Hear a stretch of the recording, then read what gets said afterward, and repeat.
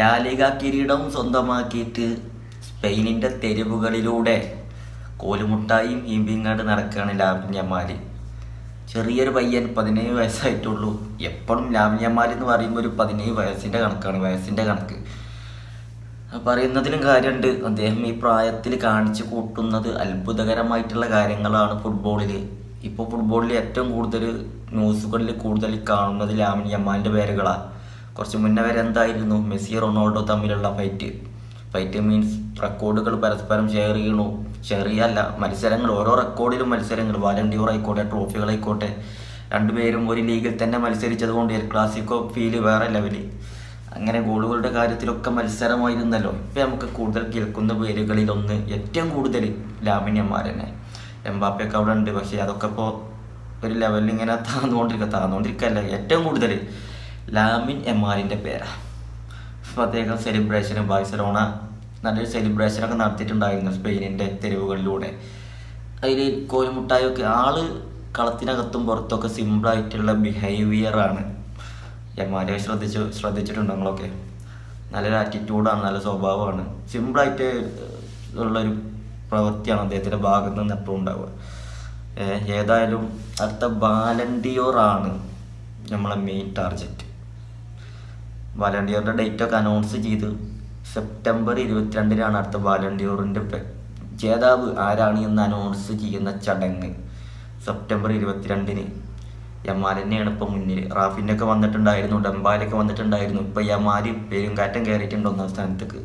യമാലുണ്ട്, ഡെംബാലിയുണ്ട്, റാഫിനുണ്ട്, Martinez ഉണ്ട്, പിന്നെ വേറെ ഇത്രയും താരങ്ങൾ, വേറെ ആരൊക്കെ താരങ്ങളായിട്ട് ഇടയിലുണ്ട്. ഈ 17-ാം വയസ്സിൽ അദ്ദേഹം ബാലണ്ടിയോർ നേടുമോ? ഇപ്പം തന്നെ ബാലണ്ടിയോർ നേടിക്കഴിഞ്ഞാൽ അദ്ദേഹം കരിയർ അവസാനിപ്പിക്കുമ്പോൾ എന്തെല്ലാം നേടും? അത് വേറെ ചോദ്യമാണ്. ആൾറെഡി അദ്ദേഹം യൂറോ കപ്പൊക്കെ നേടിയിട്ടുണ്ട്, ബാഴ്സയിൽ കുറേ ഇതിലിടെ നേടി, ചാമ്പ്യൻസ് ലീഗ് നേടിയിട്ടില്ല, പക്കത്തെത്തിയെങ്കിലും നേടാൻ കഴിഞ്ഞില്ല. അതൊക്കെ ഇങ്ങനെ പോവുകയാണെങ്കിൽ സിമ്പിളായിട്ട് ബാഴ്സൻ്റെ ഇപ്പോഴത്തെ സ്കോഡും ലാമിൻ യമാലിൻ്റെ പെർഫോമൻസൊക്കെ എടുത്ത് നോക്കുകയാണെങ്കിൽ ചാമ്പ്യൻസ് ലീഗൊക്കെ സിമ്പിളായിട്ട് ബാഴ്സയിൽ എത്തും. കരാറും ബാഴ്സയിൽ തന്നെ അദ്ദേഹം തുടരുമെന്നുള്ളത് ഉറപ്പായി. അപ്പോൾ ഏതായാലും ലാമിൻ യമാലിൻ്റെ കാര്യങ്ങളാണ് കൂടുതൽ ചർച്ച. പിന്നെ അത് മാത്രമല്ല ഫൈനലിസമ്മൻ്റെ ഒരു കാര്യം മറ്റൊരു ചർച്ച. ഫൈനലിസം അടുത്ത വർഷം 2026 മാർച്ചിലാണല്ലോ. അതിൻ്റെ ഡേറ്റും വന്നല്ലോ. ഇപ്പോൾ 2026 മാർച്ചിൽ ഫൈനലിസം നടക്കും യൂറോപ്പിൽ വെച്ചിട്ട്. ഈ ഒരു മത്സരത്തിന് നമ്മൾ കൂടുതൽ കാത്തു നിൽക്കുന്നത് Lionel Messi to Lamine Yamal പോരാണ് അല്ലേ. ആ ഒരു മത്സരം നമുക്ക് ഒരുപാട് വെയിറ്റ് ചെയ്തതാണ്. കാരണം യമാലിനെ എപ്പോഴും മെസ്സിയുമായിട്ട് ആളുകൾ കമ്പയർ ചെയ്യുന്നുണ്ട്. അതേ ശൈലിയാണ്, അതേ പൊസിഷനിലാണ് ഗോളടിച്ചത്, ഇടവങ്കാരനാണ് എന്നൊക്കെ പറഞ്ഞിട്ട് യമാലും മെസ്സിയും തമ്മിൽ ഒരുപാട് അദ്ദേഹം യമാലിൻ്റെ പേര് കേൾക്കൽ തുടങ്ങി അന്ന് മുതൽ കമ്പാരിസൺ തുടങ്ങിയതാണ്. ഇപ്പോൾ ഇരുവരും ഒരു ഓപ്പോസിറ്റ് ടീമിലൊക്കെ കളിക്കുന്നത് കാണാൻ ഒരു ഇൻട്രസ്റ്റ് നമുക്ക് ഇപ്പോൾ തന്നെ വന്ന് തുടങ്ങി. ഫൈനലിസം കാണാൻ 2026 വരെ അതിന് കാത്തിരിക്കണം. അത് മാത്രമല്ല 2026 നമുക്കൊരു ലോകോത്തര ടൂർണമെൻറ്റ് വരുന്നുണ്ട്, വേൾഡ് കപ്പ്. അത് 2026 തന്നെയാണല്ലോ. 2026 ഇപ്പോൾ ഫുട്ബോൾ ഫാൻസിനെ സംബന്ധിച്ചിടത്തോളം നല്ലൊരു ഇയറാണ് അല്ലേ. ഏതായാലും യമാൽ ടു മെസ്സി ആ ഒരു പോയി നമുക്ക് 2026 കാണാം. ഈ ഫൈനലിസമയിൽ പറയുകയാണെന്നുണ്ടെങ്കിൽ ലാമിൻ യമാലിൻ്റെ പേരെന്നെ കൂടുതൽ എടുത്ത് പറയണം. കാരണം എമി മാർട്ടിനസ് ആണ് അർജൻറ്റീനയുടെ കീപ്പർ. അദ്ദേഹം നല്ലോണം കഠിനാധ്വാനം ചെയ്യേണ്ടി വരും എൻ്റെ ഒരു അഭിപ്രായത്തിൽ യമാലിനെ തടയാൻ. അർജൻറ്റീനയിൽ നല്ല ഡിഫൻസൊക്കെ ഉണ്ട്. ഒരുപാട് അർജൻറ്റീന പ്ലെയേഴ്സ് പറയുമ്പോൾ കഴിഞ്ഞ ഒരുപാട് വർഷങ്ങൾ ഒരുമിച്ച് കളിച്ച് എക്സ്പീരിയൻസ് ചെയ്ത ആളുകളാണ്.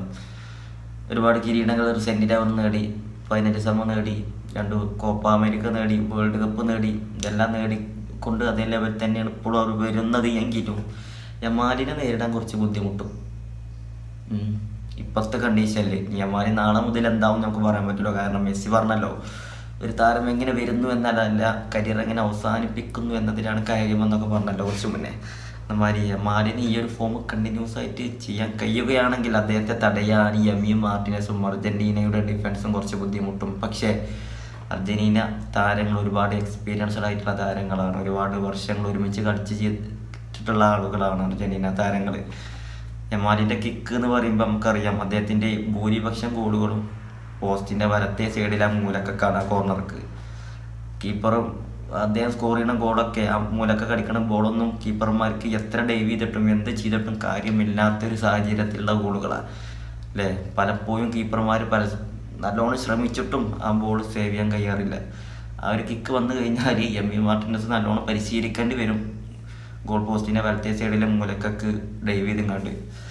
എം.വി. മാർട്ടിനസ് ആണ്, ഒരുപാട് എക്സ്പീരിയൻസ് അദ്ദേഹത്തിനുമുണ്ട്. അദ്ദേഹം അതിനും വലിയ ആറ്റിറ്റ്യൂഡ് കളത്തിൽ കാണിക്കുന്ന ആളാണ്. അദ്ദേഹം ആഴ്സണൽ വില്ല വിട്ടു, ഇനി ഏത് ക്ലബിലേക്കാണ് പോകുന്നത് എന്ന് നമുക്കറിയില്ല.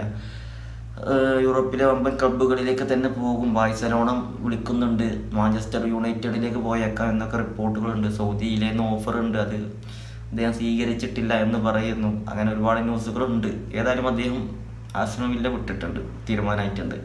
യമാല് തെരുവുകളിലൂടെ അങ്ങനെ കോലുമുട്ടായി കീബി സിമ്പിളായിട്ട് ഇങ്ങനെ ആഘോഷിക്കണമെന്ന് കാണുമ്പോഴേ ഒരുപാട് ആൾക്കാർക്ക് ഒരു ചടപ്പുണ്ടാവും. പ്രത്യേകിച്ച് റയൽ മാഡ്രിഡ് ഫാൻസിന് കണ്ണീരാണ് അയ്യമ്പണത്, കോലുമുട്ടായി അല്ല.